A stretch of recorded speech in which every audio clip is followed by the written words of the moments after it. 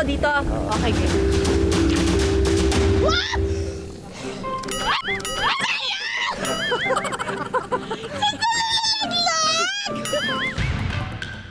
Ngayong gabi sa Pinasarap. 1, 2, 3. Iba't ibang paraan ng pangingisda ating susubukan.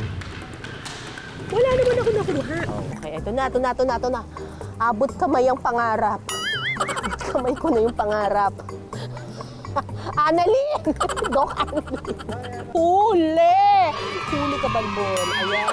Po, meron pa tayong may isdang maliit. Mapapalaban din tayo sa matinding sisiran para manguha ng ulang. Ba't nawala? Sandali, saan bang butas? Saan bang butas? Maling butas pala yung napuntahan ko. Ang yaman ng katubigan ating ding titikman. Eto na, yung ulo ng ulang. Ayan, oh. Ay. Oh, Diyos ko, Lord. Ayan po, oh. Wow. Grabe. Kakaiba yung electric fan niya. Kaya dapat po, Nanay Edna, papalitan. Makakasama rin natin ang unang hirit funliner at inaabangan sa newest youth-oriented show ng GMA na Maka, si Sean Lucas. So, mga kapuso, dito pa rin tayo sa Barangay Santa Lucia, dito sa Kalumpit, Bulacan. Medyo nainggit ako sa mga isda. Kaya ayun, pumunta na rin ako dito. Tamang swimming play date lang. Okay, ready? Ito na. Wap! Boom! Tapos, sisip na ng konti. Tama ba? Approve ba kay Roland? Pwede na. At kilalanin ang ipinagmamalaking laman dagat ng Kalumpit, Bulacan.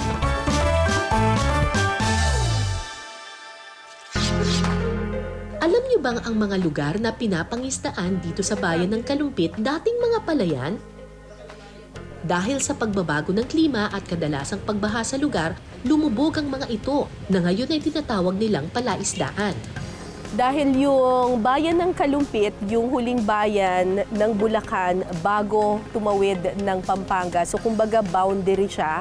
Sinishare nila yung Pampanga River. At alam natin na yung Pampanga River, marami ditong makukuhang ulang. Ito yung uri ng hipon na malaki yung ulo. At yan ang gagawin natin ngayong araw. May dalawang paraan ng pangunguha ng ulang. At ang una nating susubukan ang pangangapa ng ulang o freshwater prawn sa ilalim ng tubig. Exciting! Oh, so Kuya Nonoy, paano natin kukunin yung ulang? So, kakapain po natin sa ilalim kasi may mga butas po silang pinagtitirhan po talaga. Nandito kami ngayon sa bahagi ng ilog na medyo matigas, no? Kasi medyo stable siya, hindi lumulubog yung pahang. Hahanapin namin yung mga butas sa ilalim. Tapos mula dun sa butas, kukunin ko yung ulang. Siyang pinagbabahayan po ng ulang. O sige, ikaw muna kumuha. Ay, gaganyan! Akala ko kakapain! Uy, kuya! Oh my God! Hindi lang pala pangangapa ang gagawin, kailangan din palang sumisid bago mahuli ang ulang. Grabe! Challenging! Yung false eyelashes ko kasi. Tatagal ko. Sa gamay kasi tumabilig mata. Hindi ko nakikita. Tinagal na yung piling mata. Teka, wait lang. Nasaan? Sa paa muna natin kapain. Ito po. Sige. Ah, ito. Dito. Okay. 1, 2, 3.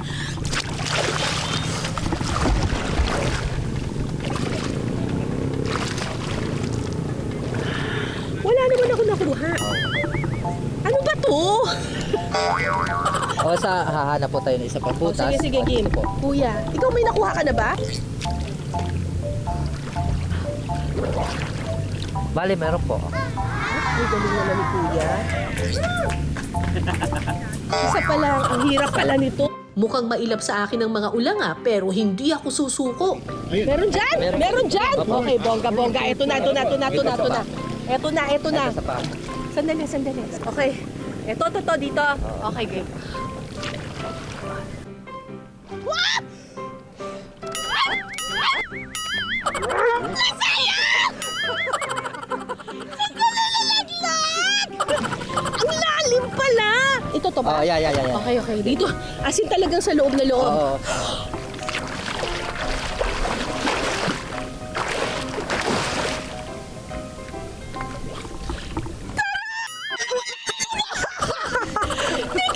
Perfect glass, kuya!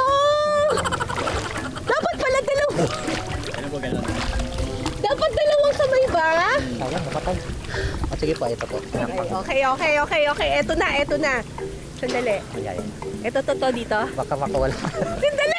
1, 2, 3.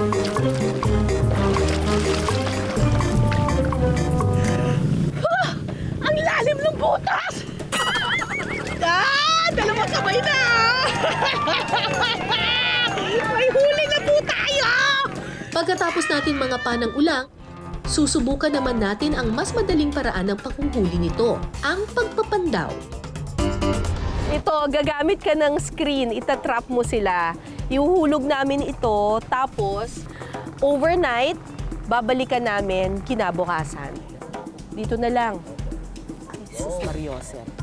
Ay, mababaw lang. Ay, ayan na pala. O sige, itulos na natin to. Para lumanda po. Ay, sus Mariosep. Ay, Diyos ko Lord. Wait lang po. Sa pagpapandaw, kinakailangang itanim ang screen o trap dahil kadalasan dito nagtatago ang mga ulang. Dito na lang. O sige, game. Tutulusan niyo po Tutulusan siya para ko. maganda po ang hindi po nakaayos yung ano. Hindi ba nakaayos? Okay. Ayun na. Okay po. So, Okay na yan? opo.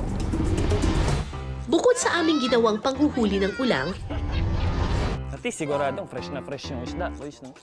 meron pa raw kakaibang paraan ng pangingisda ang taga-Kalumpit. Para alamin yan, sasamahan tayo ng ating bisita. Kaya tumutok lang kayo sa unang hirit. Mapapanood siya tuwing umaga bilang unang hirit funliner. 1,000 pesos! Walang iba kundi si Sean Lucas.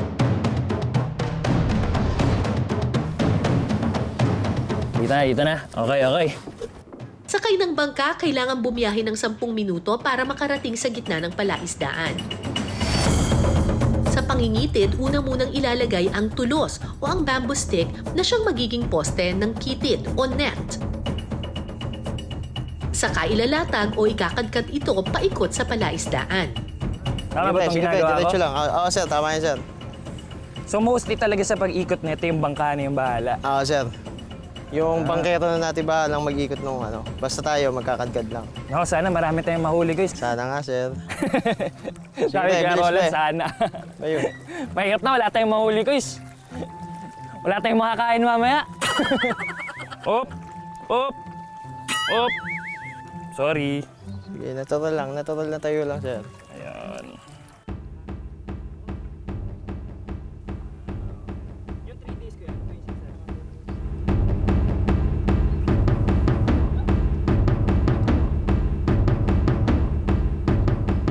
Ayun, paikot na nga. Kita ko na yung dulo. Op! Ayun, sir. Balance lang. Para lang tayo nakatayo niyan, sir. Okay to si Kuya eh, may positive reinforcement eh. Supportive, may emotional support. Medyo mahirap magbalanse mga kapuso, di pa kasi ako sanay eh. Di gaya ni Kuya Roland, basic na lang to sa kanya eh. Di na pinagpapawisan si Kuya Roland, no? Pero masaya to mga kapuso. Kung pwede nyong itry, subukan nyo para naman ma-appreciate Saka niya po rin may kung... thrill. Oh, may thrill, syempre. Nagulat ako kanina, sabi ko, order ako ng isda. Ito sabi ni Kuya Roland, oh tara, doon tayo sa likod. Ito pala yon. Ganito pala sa Kalumpit. Pagkatapos magkadkad ng kitid o net, Bang! kinakailangan paluin ang tubig gamit ang pangatok o pamalong gawa sa kawayan para mabulabog ang mga isda. Sa parang ito, mas maraming isda ang posibleng makitid. Okay. Okay lang yan. Kuha natin galing pinakataas. Okay, ready? Ito na. Ah! Boom! Tapos sisiksik na ng konti. Tama ba? Approve ba kay Roland? Pwede na. Bang! Boom! Parang ito yung paborito kong part sa mga isda natin ngayon. Yun ang tanong ni Kuya Roland, may huli kaya? Abangan natin. No? Pagkatapos ng pagkakadkad at pagbulabog ng tubig, oras na para maghangon ng kitid. May nahuli kaya kayong mga isda, Sean? Yun, oy, parang may nararamdaman ako mabigat ah. Delulo lang pala ako, ilusong ko lang. Nako, Mga kapuso, parang kinukuha na namin ni Kuya kaso wala pa kaming... Uy, ayun! May isa tayong biktima ngayon! Anong isda yan, guys? Ito yung tinatawag na buwan-buwan dito sa Bulacan. Buwan-buwan. Mag-hi ka sa camera. Hi. Hi. Shoutout sa inyo. Hello. Oh, ayan, may isa na tayo. Actually, ito yung first fish ever I caught in my life. Share ko lang. Kasi, never pa ako nag-fishing eh. So, this is my first time. Kaya, achievement to.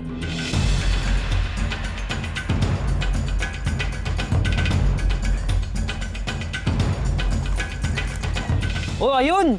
Ano to? Buwan-buwan rin ba to? Oh, pangalawa na natin.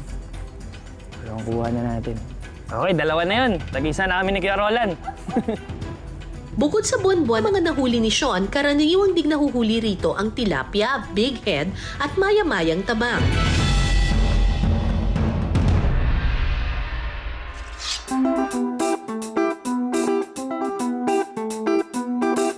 Tuloy-tuloy pa rin yung chibog namin. Ayun! O, Ate Mia, ano po ba yung, handaan natin for today? So, isa-sarsyado po natin yung maya-maya. First po, syempre, lalagay natin tong oil. Igigisa muna ang bawang at luya. Saka idadagdag ang kamatis.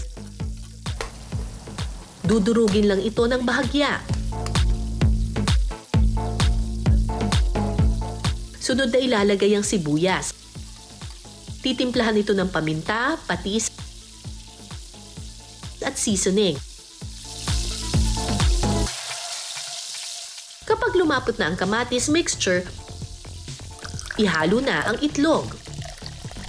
Ilang eggs usually? Ang nilagay po namin is 4 pieces ng egg po. Kasi mas masarap po kung maraming egg. Mas marami lahat, mas masarap eh. No? Opo.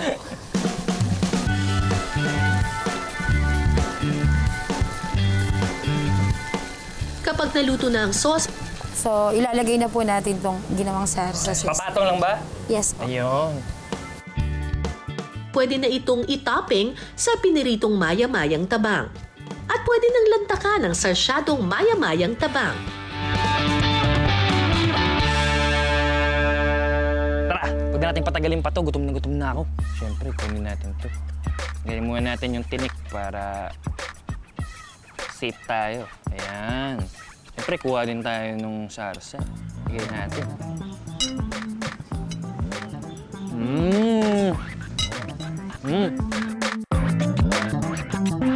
Medyo crispy pa yung isda sa ilalim, yung balat ng isda. Oh, malutong pa, tapos dinadamihan niyo yung garlic para mawala yung lansa kasi wala talaga akong natitikmang lansa sa isda. Tsaka lasang-lasa ko yung extra garlic na yun kasi ako prefer ko na maraming garlic so perfect na perfect to sa akin. Hopefully, may huli na yung ulang. Bakit po walang katig yung mga bangka nyo dito? Sanay na po kasi sila. Ayun, oh, doon merong ano. Ay, may nakikita na ako. Nakikita ko na siya. Teka lang. Pero parang iisang piraso lang ang nakikita ko. Oh my God! Ang lalaki ng ulo! Bonggang-bongga!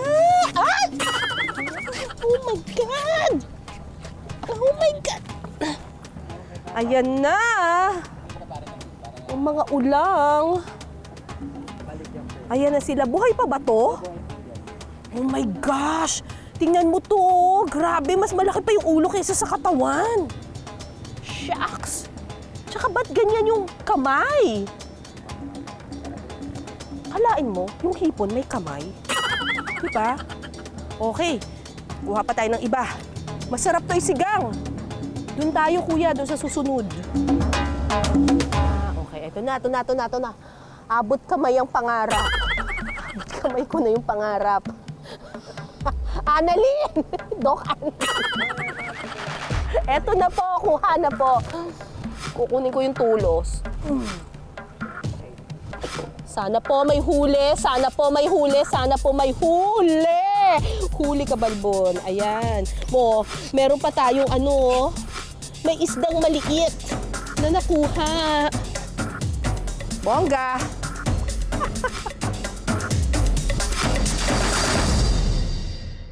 Eto na yung mga ulang na kinapa namin at hinuli ni Kuya Nonoy. Iluluto na namin ngayon at isisigang na namin. Siyempre kapag sinigang na hipon, kamyas. Kamyas ang Oo, kamyas ang pinakamasarap.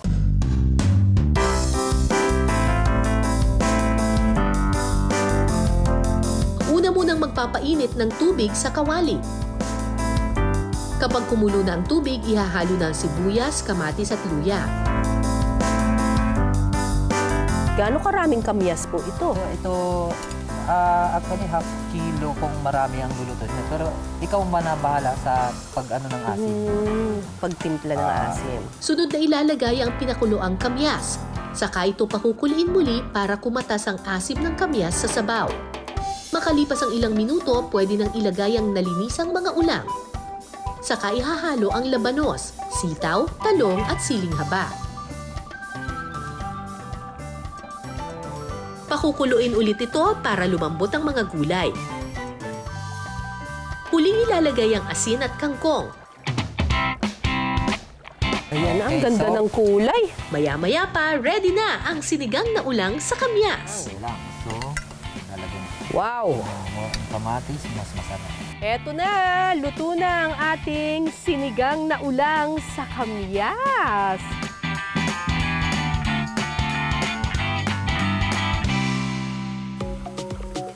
Kikiligin kaya ako sa sarap at asim ng sinigang na ulang sa kamyas? Ang tikiman portion, abangan mamaya. Bukod sa mga isda at ulang na nakukuha sa mga palaisdaan ng Kalumpit, may mga alimango o crabs din na pwedeng makuha rito.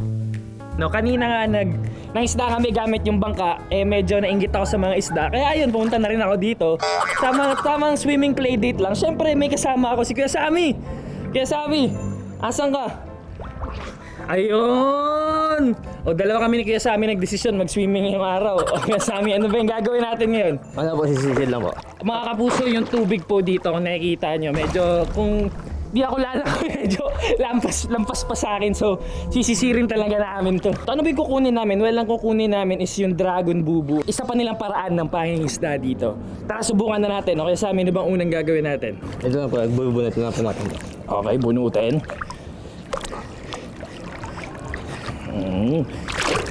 Nasa ilalim po natin ngayon yung trap mismo. Ito na po. Ah, ayan na! Ang Dragon Bubo ay isang trap na gawa sa fishing net. Tinatawag itong Dragon Bubo dahil sa itsura nito na medyo pahaba ang hugis. May pagkakahalintulad sa isang dragon. Hirap na kayo sa amin. Oo, mga kapuso, medyo mahirap talaga kunin tong Dragon Bubu kasi nga sobrang lalim ng putik rin sa ilalim ko is, no? Kaya medyo mabigat talaga kunin. Tara, tulungan natin sa amin. Hilahin ko lang to, boys.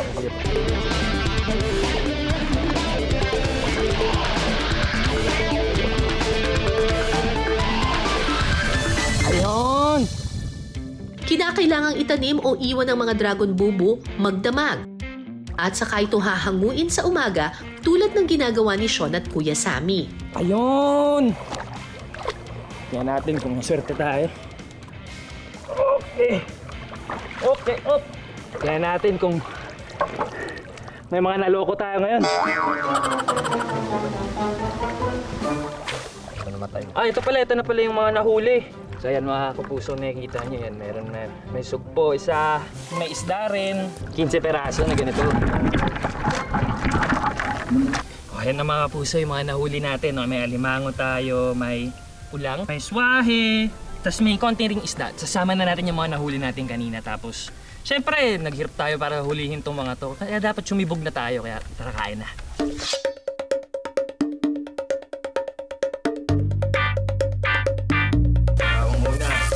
Sa mainit na kawali, magigisa ng bawang at sibuyas.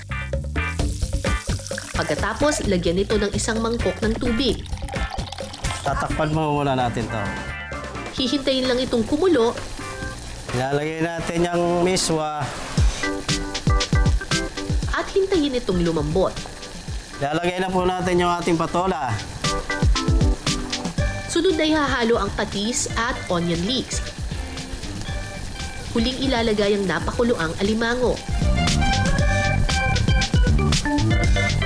Haluin lang ito at hintayin kumulo. Makalipas ang ilang minuto, ready to serve na ang alimango sa miswa at patola. Tikman na natin. Siyempre, kuha ako ng sabaw. At noodles, kuha tayo ng half na ito. Tapos ito, lagyan na natin ito dito. Ito. Okay na balance to no? Kasi siyempre may mga gulay, may patola, may miswa. Pero kung gusto mo rin ng meat, kung medyo high blood ka, ito may alimango, hinaluan ng gulay para balance lang. Okay, tikman na natin yung crab.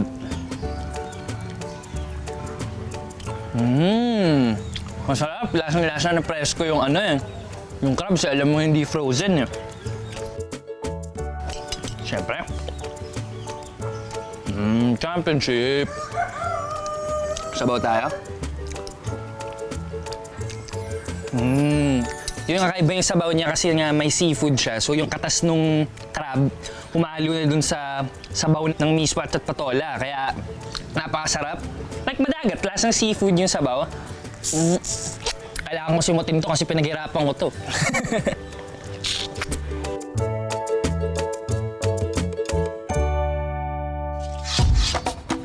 Matalas na mata, balancing mga kamay, at perfect timing.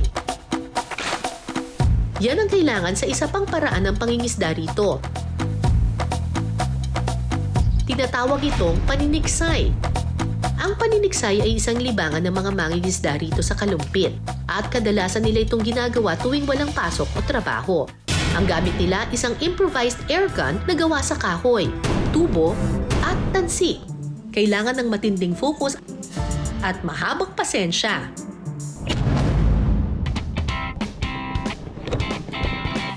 Ang karaniwang nahuhuli rito, isdang tilapia.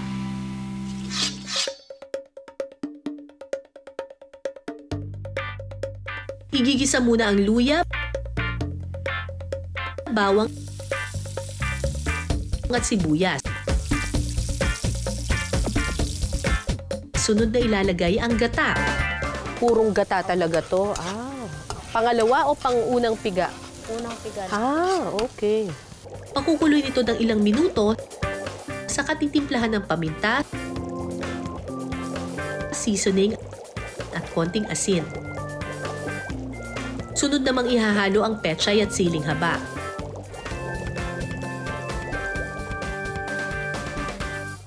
Kapag kumulo na, Wow. pwede nang ihalo ang piniritong tilapia.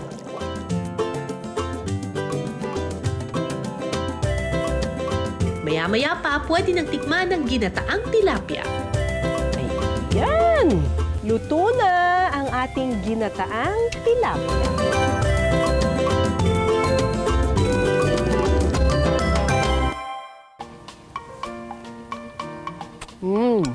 Walang lansa. Malinamnam. Yung ibang tilapia, di ba, parang may lasang lumot. Ito wala. Ang linis-linis ng lasa niya. Sarap. Bagay na bagay yung gata doon sa tilapia at saka doon sa pechay. Panalo.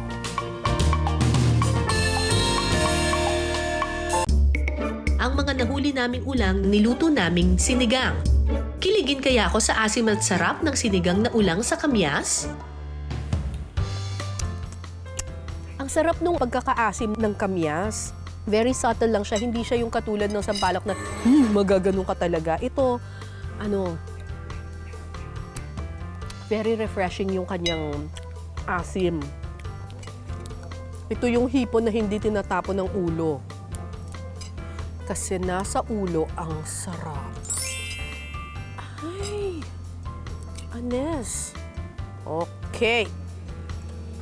So, alam mo, perfect ang pagkakaluto kasi madali lang siyang balatan.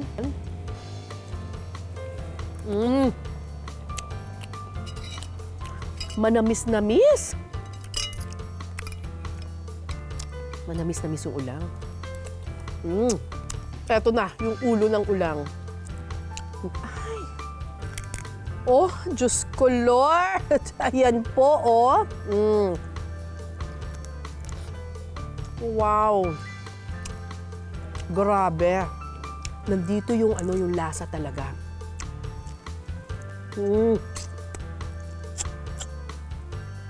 Lasang-lasa mo yung alige, yung taba ng ulang. Ito yung hipon na hindi tinatapon ng ulo. Lumubog man sa tubig ang mga dating palayan ng Kalumpit, ang mga residente rito natutong sumabay sa pagbabago ng panahon at klima. Kaya naman ang biyaya ng kalikasan patuloy nilang napakikinabangan. Grabe. Hanggang sa susunod nating kwentuhan at salo-salo, ako po si Cara David. Ito ang Pinasarap.